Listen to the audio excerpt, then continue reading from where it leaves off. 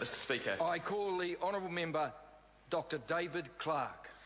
Mr. Speaker, thank you for the opportunity to rise to speak to the Social Security Long-Term Residential Care Budget Measures Amendment Bill. The bill amends the thresholds used in determining the amount residents in aged residential care have to contribute towards the costs of their own care. And current increases of $10,000 each year in the thresholds are proposed to be replaced with a consumer price indexation of the thresholds, Mr. Speaker.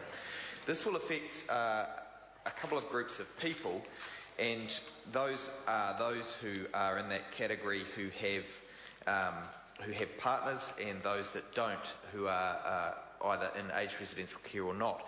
Specifically in Part 2 of the bill, we read that Schedule 27 is going to be amended, and the threshold that applies to every resident assessed as requiring care, the upper threshold, Threshold A, who has no spouse or partner, or whose spouse or partner is also resident, assessed as requiring care, or whose spouse or partner is not a resident assessed as requiring care, but who has elected under Clause 2 to have Threshold A apply to him or her rather than Threshold B. And Threshold B, the second threshold, is a lower threshold and applies to every resident who has a spouse or partner not assessed as requiring residential care, or for some reason has opted out of that clause. So, Mr. Speaker, there will be elderly people facing difficult decisions and changing circumstances whom this policy will affect. And those members of families of those people will also be interested in following what's going on here. It's actually a relatively small number of people, and the savings over a number of years are not enormous, but they are some savings. So there is an issue here that should properly be debated. So that, Mr. Speaker, sits before us. People eligible for the subsidy pay their income less certain exempt amounts for their care, and the residents' district health board pays the difference between what the resident pays and the contracted cost of their care. So we've seen them go after the paper boys in the previous bill. Here we are going after the most vulnerable elderly folk, and we see this as measures that are required under urgency to take the economy to a different level, to turn the economy around. Well, Mr. Speaker, I don't think that's so. I think this is more tinkering by the government, but it's the kind of tinkering that does actually affect real people. So it would be far better, in my view, to have a full and proper process around the progress of this bill, not a process that simply slips it through under the veil of urgency, when it's really not the measure that's going to turn the country round. Again, it's not a pro-growth tax policy, it's more tinkering by this government. Now, if we go through the history of this threshold, asset testing was introduced by the national government in the 90s. We can see where they were going with that. Following the 99 election, Labor introduced a big increase in the thresholds, and later made sure that $10,000 chunks went in year after year to make sure that that threshold continued to rise. And it's clear that the National Party is wanting to reduce it. There's no question about that. Our quibble, Mr. Speaker, is really with the process on this matter, our primary quibble, because there is a real genuine issue that sits behind this.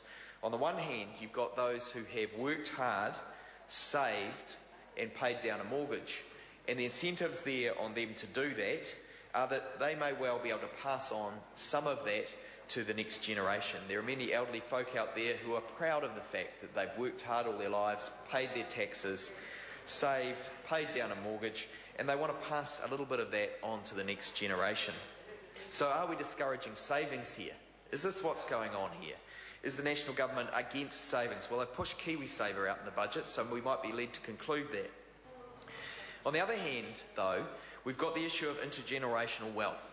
And we do have here a subsidy that goes in and around our elderly folk, those folk who do have assets. And so we've got to ask ourselves, when we have one of the more generous superannuation arrangements in the world, whether this is the right thing to be doing. Is this perhaps a good measure for making sure that we are supporting these people but not supporting them more than we can afford? So there's a live debate there, Mr. Speaker, but this government does not want to have the debate. It does not want to invite people to come in and have their say, because this is unfortunate. These people do have real lives and it affects them and it affects their wider families, but for some reason this government, and Mr. Woodhouse is yelling out because he is one of those people who do not think that old people should have a say on this matter and does not think that their families should have a say on this matter, and it's a real disappointment. So the answer is that the process is wrong. This does not need to be an urgency. It's not going to turn the economy around, Mr. Woodhouse, any more than picking the pockets of paper boys and paper girls in Dunedin will turn the economy around. It will not turn the economy around. It is a bill that tinkers once again, but it's tinkering with real people's lives. So the Labour Party will not support this bill because we do not support the process that's been put down. We have a select committee process for a reason, and it's so that we can hear the views and the concerns of the people that will be affected by these measures. That is the proper process, and that should be happening. That should be happening. There's no reason for the national government to crimp this process back, crimp being the word that we would associate with the ACT Party, not the national government necessarily, but occasionally with some others. Look, let's leave my contribution there for today, Mr. Speaker, but to say there is a better way of doing this. There are better policies that could be putting in place. It's a shame that we're having this debate here in this crimped down, shortened fashion when it affects real lives, and it's not going to change the economy. It is not addressing the real issues, Mr. Speaker.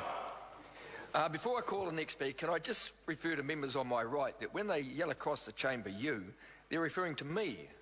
Well, you are, I call the Honourable Member Kevin Haig. Tēnā koe. Tēnā koe, Mr. Speaker. It's